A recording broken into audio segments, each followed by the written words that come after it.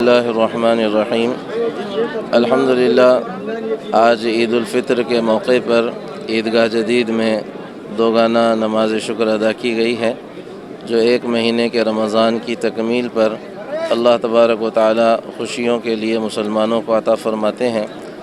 رمضان کے روزے اور تراویح کا مقصود ہی یہ ہے کہ ہماری زندگیاں تقوی اور اللہ کے خوف کے ساتھ متصف ہو جائیں۔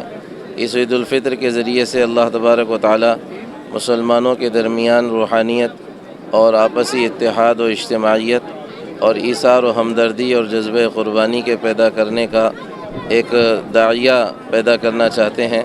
ہم اس موقع پر دعا کرتے ہیں کہ اللہ تبارک و تعالی وہ مغفرتیں اور وہ سارے کے سارے مقاصد جو اس رمضان اور عید کے ہیں سارے ہی مسلمانوں کو عطا فرمائیں، اور تمام ہی عالم اسلام کو خصوصاً شہریان ناندیڑ و ضلع ناندیڑ کو بہت مبارکباد پیش کرتے ہیں۔ اللہ تعالیٰ اس عید کو ہم تمام کے لیے مبارک بنائیں۔